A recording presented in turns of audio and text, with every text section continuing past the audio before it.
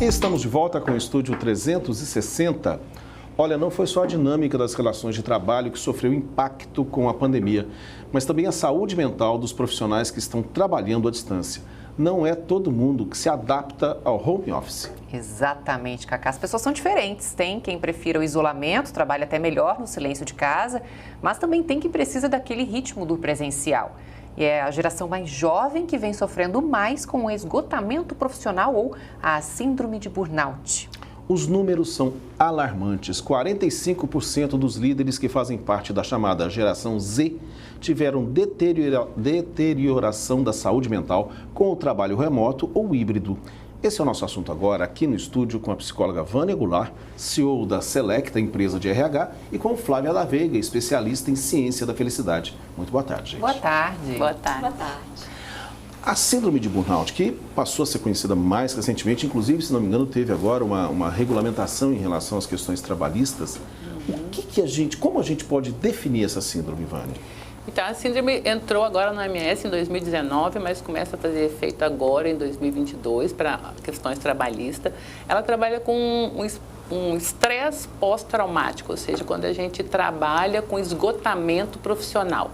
Então, temos visto muito pessoas sofrendo desse isolamento, né, desse processo agora que aumentou com essa dificuldade das pessoas, e ele traz um esgotamento mental, ele traz processos de até dores corporais, depressão, isolamento, dificuldade mesmo de se fazer presente, de se sentir, vamos dizer, atuante, produtivo, né? A pessoa começa a ter um deterioramento das suas, vamos dizer, atividades laborais, e isso vai aumentando, se não tratado e se não percebido, pode trazer grandes processos de depressão, síndrome de pânico e algumas outras disfunções até fisiológicas, como os problemas cardíacos, né, e outras coisas mais. Agora, quando começou a se falar mais sobre a síndrome, eu imaginava que era quando a pessoa sofria no trabalho uma pressão excessiva por parte da chefia, algo que vinha de cima para baixo, sabe? Mas pelo que eu vejo hoje, não é bem assim, né? Às vezes a pessoa não fica bem naquele ambiente, não necessariamente ela está sendo assediada, algo assim. Exatamente, esse é o ponto. Porque quando a gente fala de burnout, a gente está falando de um esgotamento. E o esgotamento, inclusive, pode ser relacionado a trabalhos que a gente ama fazer. Esse é até um ponto interessante que tem sido identificado em pesquisas, inclusive pessoas que têm propósito, que são apaixonadas pelo que fazem, elas se encontram também com a síndrome de burnout, porque quando você entra no esgotamento mesmo. E esse esgotamento não necessariamente tem a ver com a pressão da chefia. Às vezes você pode ter uma pressão própria, interna. Eu quero ser o melhor profissional que eu puder ser. E eu me cobro tanto para ser esse bom profissional que eu não sei quando parar. Eu não sei quando, por exemplo, descansar. Eu não sei quando fazer pausas. E o home office acabou potencializando isso. Porque como você está em casa, você acha que você trabalha 24 horas, você não faz pausas. Quando a gente vai, por exemplo, para videoconferência, aquilo é muito prejudicial. Porque você fica numa reunião após a outra, você não para, você não tem pausas, por exemplo, para respirar, para refletir. O cérebro não para nesse processo e você acaba entrando em esgotamento. Muito interessante. Vânia, eu tive um relato de um amigo que inclusive acabou se demitindo porque ele falou o seguinte, ele no home office, ele não conseguia parar de trabalhar, mais ou menos como o Flávia está citando aqui para a gente. Eu queria que você nos citasse o seguinte, ou nos recomendasse o seguinte, o que a pessoa que nesse momento está trabalhando em home office, que veio para ficar, é uma realidade que veio para ficar, como é que ela pode conseguir ter esse espaço, como Flávia disse, para relaxar um pouco, para cuidar um pouco mais de si, para não se entregar demasiadamente ao trabalho? Eu acho que Flávia trouxe a questão da pausa, né, da gente se policiar, da gente se conhecer. Então, o processo de autoconhecimento e de organização mental, né, que a grande maioria das pessoas estão sofrendo, e os líderes também de ajudar os seus subordinados nessa divisão de tarefas. Porque uma vez você sentado na frente da câmera, você não consegue dividir. Eu tenho uma formulazinha que eu uso há anos com os meus clientes e comigo, que é da gente dividir as nossas 24 horas em 3 grandes blocos de 8. Então, 8 horas a gente precisa descansar. E eles podem ser assim, não só à noite, quando você vai dormir, porque tem gente com 6 horas fica bem, e aí você vai pausar isso ao longo do dia para você ter uma refeição e tudo. 8 horas laborais, ou seja, você vai trabalhar, vai produzir, vai entregar os seus resultados, vai se desenvolver, e 8 horas para você cuidar de você.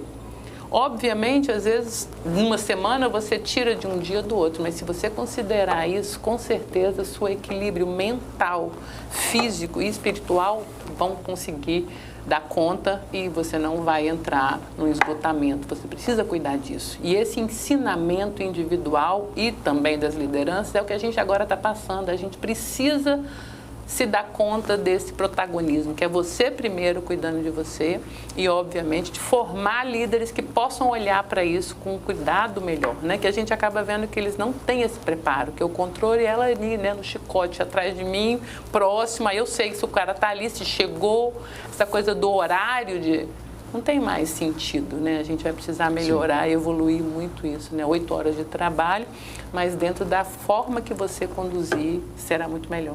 Agora, nessa pesquisa que apontou 45% das jovens lideranças com síndrome de burnout por causa do trabalho remoto ou híbrido, é mesmo impressionante, é quase metade desses jovens, é muita gente, né? Como eles podem fazer nesse sentido de ter uma vida mais saudável, de entrar nessa fórmula de 8 por 8 por 8, né? O que eles devem pensar e também como convencer a chefia de que ele não está ali 24 horas à disposição. Principalmente hoje, mesmo quem não está no trabalho remoto, está com o WhatsApp, né? Verdade. Então, como fazer isso? Como aliar isso tudo? Eu acho que a Vânia até traz uma questão importante. Eu acho que tudo começa por uma liderança consciente. A gente precisa de líderes conscientes. Líderes conscientes de que não adianta matar a galinha de ovos de ouro. Não adianta pressionar a ponto das pessoas adoecerem. Então, esse processo precisa começar por um líder. Um líder que entenda, esteja atento, por exemplo, para os sinais dos seus funcionários. Que entenda que ele está em casa e que com isso ele vai ter um pouco mais de dificuldade de lidar, né, de separar todos essa rotina e esses elementos. Então, o primeiro passo é o líder. O segundo passo é você mesmo, num processo, num primeiro ponto de autoconhecimento. Ou seja, quais são os meus limites? E entender que quando eu descanso, a pausa não é luxo. Por exemplo, a atividade física. Também não é luxo. Você não vai para a academia ou vai fazer uma caminhada porque você quer ficar bonitinho em forma. Você vai, por exemplo, para prevenir um adoecimento mental, para prevenir um Alzheimer, para inclusive melhorar a sua capacidade cognitiva de raciocínio e de tomada de decisão. Então, trazer elementos que possam reduzir o estresse, porque quando você está muito estressado, você tem uma descarga de cortisol, isso inclusive dificulta a sua tomada de decisão e seu raciocínio. Então, fazer pausas. Por exemplo, incorporar alguns elementos como atividade física, a meditação, que é uma outra recomendação também, mesmo que você pare por 2, 3 minutos. Pausas ao longo do dia para você respirar, para você se conectar. Então, existem algumas dicas que a gente pode adotar no dia a dia, mas sempre tendo a consciência que isso não é luxo. Isso é preservar a sua sanidade e o seu trabalho de longo prazo. Você vai trabalhar melhor. Agora, isso são medidas que as pessoas, né, podem adotar na tentativa de evitar o burnout. Agora, e se a pessoa já está sofrendo com essa síndrome, Vânia, qual é o caminho para ela tentar algum tipo de alívio na situação que ela está vivendo? Primeiro é realmente identificar, porque ela é difícil. A gente tem muita facilidade, não sei, se alguém está com o braço quebrado, se eu estou com o braço, eu sei, eu não mexo com o braço, eu paro com o braço. Ninguém fala assim, tira esse gesso, essa tipóia daí, vem. Não, agora se eu estou com esse esgotamento, esse burnout, ou uma depressão, vamos chamar assim, que é uma palavra mais, vamos dizer, corriqueira nesse momento. Eu falo assim, não, para com isso, vai correr na praia. Né? Então, assim, primeiro é você admitir, né, que você está fazendo excedendo do seu tempo. E segundo é você procurar ajuda, compartilhar. Por isso que esse tema precisa ser cada dia mais conversado, né? Trazido nas mesas para que as pessoas, os líderes, possam falar disso com uma naturalidade, como fala que eu tive uma pressão alta hoje, que antigamente ninguém falava disso. Que eu fumo. né?